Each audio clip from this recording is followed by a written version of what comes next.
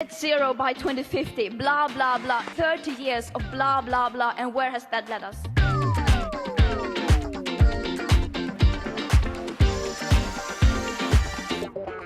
Welcome to Meaning It, where I'll be asking guest speakers whether COPs are really just a lot of blah, blah, blah. We're awash with political rhetoric. But what do governments really mean? Will their decisions be just or unjust in this already unjust and unequal world? In today's show, I'll be talking to a controversial figure among environmentalists, Mark Lynas. Mark has been a climate advisor to President Mohammed Nasheed of the Maldives, who warned us back in 2008 and 2009 at the Copenhagen COP about how his island nation was under existential threat from rising tides because of climate change. Mark is now at this COP working not only with former President Nasheed, but also with other heads of state from the Climate Vulnerable Forum, now a group of over 40 countries as disparate as Bangladesh and Afghanistan, all battling with the different consequences of climate change. Mark is also an award-winning science writer, popularizing knowledge about climate change now for over 20 years. His books include High Tide, 6 Degrees, which won a Royal Society Award, The God Species, How Humans Can Really Save the Planet, and his latest book is an update on 6 Degrees with the ominous title of The Final Warning, which sounds like he really means it. Hi, Mark. Thanks so much for joining us. So one of the things that you've done, Mark, apart from writing your books, is to be a climate advisor to President Nasheed of the Maldives, or former President Nasheed. Has anything improved for the Maldives since 2009 when he spoke to us at the Copenhagen COP? If this conference doesn't achieve its goals and sea levels rise, what are the plans for the Maldives? None. We will simply die. We will become climate refugees. Maybe a few of us might be on a boat. Yeah, well, we were all pretty despondent back in Copenhagen in 2009, not least because that meeting sort of was seen pretty much as having been something of a failure. And I remember how that felt. And yeah, I was with President Nasheed for a lot of it, and in fact you could see us in that film The Island President, and just see how much kind of the burden was on him, and he did actually play quite a important role in keeping hope alive on the 1.5 and in fact 350 ppm, which was sort of the target that was mooted then, and we've sort of given up on that because we're now at 415, so that ain't going to happen. But in terms of the survival of the Maldives, if we do get to the 1.5 degree target, then the Maldives probably does have a long-term future. 2 degrees less though, not least because all of the world's coral reefs will be dead, including those around the Maldives itself. And the Maldives is a coral atoll nation where all of the sediment and the islands are built out of coral, and all of the fisheries and the protection from the waves, all of that depends on the Maldives being a living ecosystem based on coral. So it sort of is the last chance for the Maldives and other small island states to get more out of COP26, which actually does put us on the path to that rapidly vanishing target of 1.5 degrees. They have this concept of climate prosperity. So rather than kind of shying away from the idea of actually doing mitigation at home and seeing that as a sacrifice and a potential break on economic growth, they actually see the clean energy future and potentially achieving net zero as a way to achieve the prosperity which obviously people demand in poorer countries. I mean, Bangladesh has only just graduated from being an LDC, a least developed country, so you can't go to Bangladeshis and say, right, that's it, your development is stopped and you're going to stay poor forever. That's politically inconceivable. So the question then is how to deliver the increased increase in livelihoods and energy that then demands in a way which doesn't then fry the climate. So that's the climate prosperity agenda, and they're very progressive about that. Whereas in the old days, I've been in this business long enough to remember when it was just off the table to even talk about whether developing countries should take on mitigation targets. That was something like in the Kyoto regime that was only for the global north to talk about. And now I think we've passed this point really where everyone accepts actually you don't need to build huge amounts of coal in India for India to achieve prosperity. That should be done with clean energy, renewables, and so on. And it's just a question of how we get to that, how we deliver the technology, how it's financed, and all of those kinds of things. And is clean energy, renewable energy, key to that? I think clean energy and renewable energy is central to it. I mean, I would include nuclear in clean energy. It's not renewable in that classic sense, but I think the vast majority, certainly in the tropics, is probably going to be solar power. Certainly the Maldives would like to be pretty much 100% solar powered. The thing is, it's a bit complicated because you have to then think, how do you deliver liquid fuels for transportation? I mean, if you look at the Maldives, they have a target to be carbon zero or carbon neutral by 2030. But, there's planes, there's boats, air conditioning. I mean, we can switch over electricity to kind of a combination of solar and batteries for all of the different islands potentially. But there's no zero carbon liquid fuels that you can power all of the different boats that go between the islands, or let alone the aircraft and the seaplanes, which also do all of that. So there's quite a lot of technological progress which will be needed in fairly short order to enable, well, not just Maldives, but all of us actually to still be able to travel without needing to burn oil in the process. What do climate vulnerable countries need from the rest of the world? So the CVF has got a whole manifesto going up into the COP. Central to that is the idea of a climate emergency pact. So, I mean, there's different components to that, but basically it's an end to business as usual. This isn't like, we can't just keep coming back year after year, COP after COP, like COP. What's it going to be, COP26 or something? And, we're still talking about carbon markets and all of the modalities of Article 6 and all this sort of stuff. So yeah, we need a step change where it's recognised as being an emergency and a crisis, which needs to be addressed in that kind of fashion. So not just once a year, but in an ongoing sense. And part of what, so out of Paris, the NDCs only have to be updated every 5 years. And if you're trying to meet 1.5 and, it's the 2030 emissions goal which makes the difference to that, there's no point in just doing that every 5 years, because it's, somebody won't be reporting until 2028 and, it's way too late. So one of the central asks for the CVF is to have annual pledges so that you can up the ambition and kind of, have a kind of ratcheting effect of increasing ambition every single year rather than every 5 years, which is just too slow. Also, financing is really key. I mean, everyone's heard a lot about the 100 billion goal, and there's been some announcements from the UK presidency about that in the last couple of days. And there's definitely progress being made towards delivering on what was quite an old promise. I mean, this was first floated in Copenhagen back in 2009, and I think was sort of properly concretized in Paris. But it was supposed to have been delivering 100 billion since 2020, and that's definitely not happened. There's still a gap there. And also the issue of debt. President Nasheed's talked a lot about this. The CVF actually is launching a debt manifesto. The problem is that a lot of the climate vulnerable countries are paying out, 4 or 5 times more in debt than they're spending on climate adaptation and mitigation, just because they're in a really debt distressed situation at the moment, and they're facing climate impacts. The IPCC has made very clear now that we are in a situation where the extreme weather events are directly attributable to climate warming. And so those damages, the kind of loss and damage, as it's termed in COP parlance, are quantifiable, and that's costing huge amounts of money to vulnerable developing countries who can't afford to pay it. So if they're spending more in debt servicing, most of this going towards the rich countries who've caused the problem by emitting so much in the past, that's manifestly unfair. And so the Climate Vulnerable Forum is going in there asking for debt restructuring in order as a sort of basis for their climate prosperity plans and the investment they want to make. Mark, do you think that there are plausible ways to draw down carbon? People keep talking about net zero because that means that you can emit carbon while still drawing it down as well to balance. So is it really plausible now that we can draw down more carbon?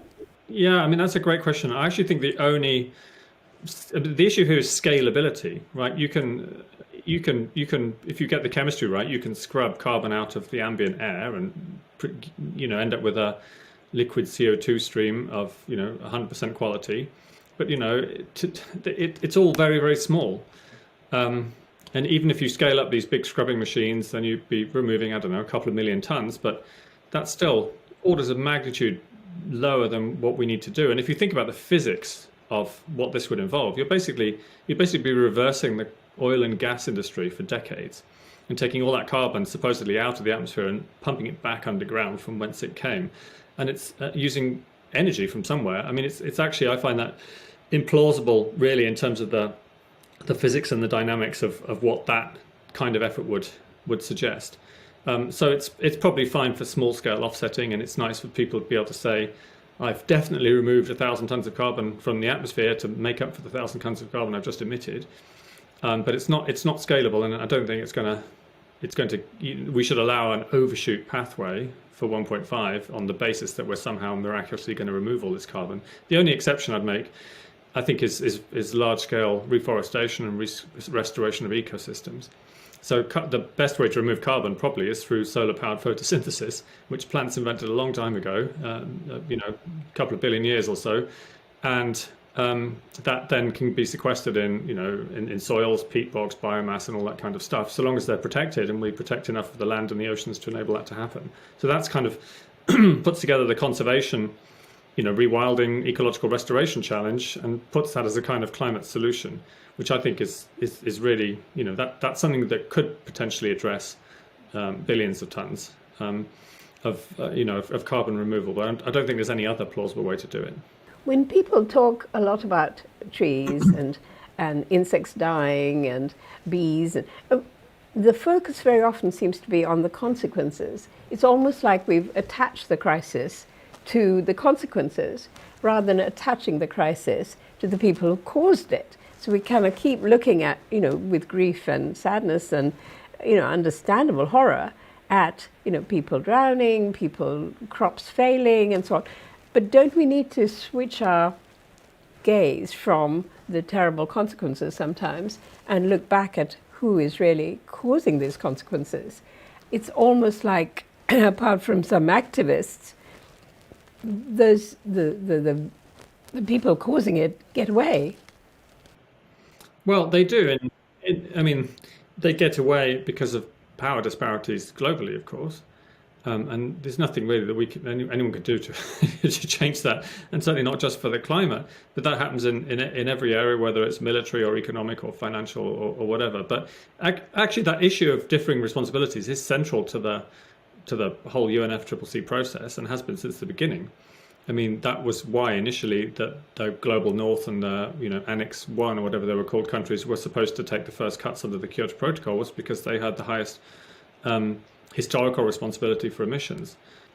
Much as I would love to see global inequalities addressed, I don't think we can hang the climate change problem on that and insist that we have to have some kind of global equity revolution in order to address climate change. We can do it largely technologically, and that's how it will be done. But what we shouldn't do is extenuate or make worse the inequalities that currently exist. And that's why I think putting things like debt is important as part of the COP process, because you've got to, even if you don't quantify it, you've got to recognise that the carbon budget has largely been burnt by the global north, and then asking vulnerable developing countries to pay debt servicing at the same time to pay for the climate impacts caused by the global north, who've lent them the money and are now demanding debt repayments. There's so many different levels of kind of objectionable morality on that. Can you spell those out, Mark? Well, so there's historical responsibility for carbon emissions, right?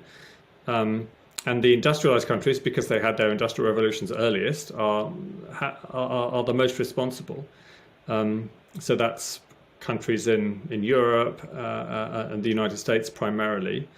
Increasingly, though, China, because China's emitted a lot in the last couple of decades, if not not in the early part of the 20th century. But anyway, so that's the historical responsibility. The problem is with carbon budgets, we now know that the global temperature outcome is a function of cumulative emissions. So we now know that there's a finite carbon budget that the atmosphere can absorb if we're going to keep to the Paris goal of 1.5 degrees. And there isn't very much carbon budget left. Mostly it's already been eaten up and emitted by the countries with the highest historical responsibilities. And so the conundrum you've got is you can't allow carbon-based development anywhere, even in the global south, for their, for poverty eradication, because the carbon budget's gone. If you do that, you'll blow past the Paris targets. So the only way to address that really is financially, and to say, right, the global north has the obligation to pay for clean energy development in the global south so that they can get the energy they need and the development, but without having to fry the climate, which is why really finance is at the center of the COP. Not just the 100 billion thing, but also debt restructuring, because the vulnerable developing countries are paying out far more in debt than they almost any other aspect of their budgets. So it is, like everything, it ultimately comes down to money, and recognizing the different moral responsibilities for climate change, I think, does change the game in terms of who has to pay for the clean energy transition. So in recent days, the UK's Prime Minister, Boris Johnson, has been talking down the probable success of the COP. What do you think that really means? What's that really about, in your view? Well, success means different things to different people. Success for the Maldives is probably going to look a bit different to success to the UK or even the United States. There's parties, of course, who don't particularly want a successful outcome at all. You might think of, I don't know, the Saudis or perhaps the Russians, or any fossil fuel exporting economy, particularly the autocratic ones. They don't want serious cuts in fossil fuel consumption, which we obviously have to have. So so success, I think, in you've got to say, well, in whose terms is it going to be? Whose terms? The UK doesn't want the embarrassment of what happened to the Danes in Copenhagen, where the whole thing is seen as a failure, and the Prime Minister kind of goes home with his tail between his legs. So expectations management in advance of the COP is kind of a central part of the psychology of the whole thing.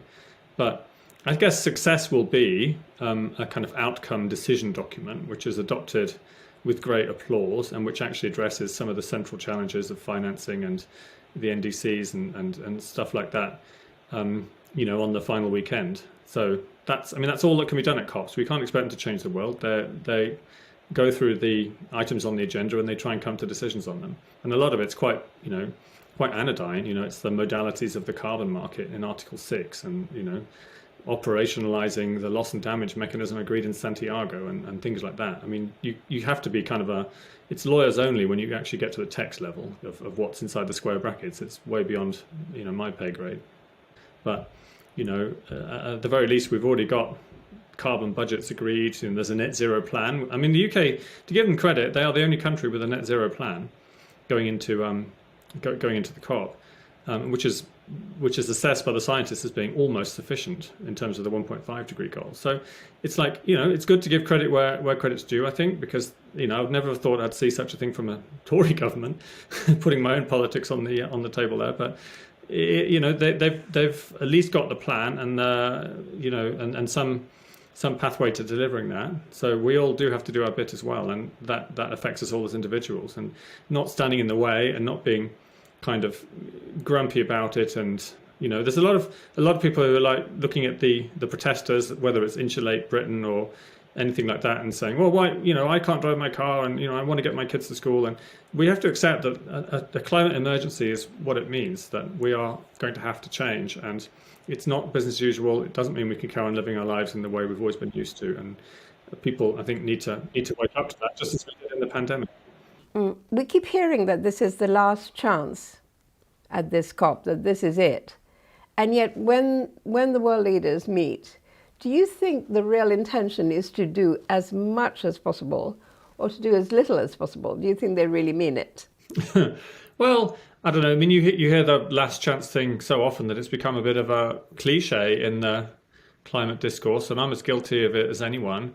But it probably applies more to Glasgow than any previous meeting, of course, because we've got, it's now so late in the day to meet any goals, and, there's no sign of emissions globally beginning to trend downwards. If anything, it's going in the opposite direction, and we're likely to still see increases at least for the next decade.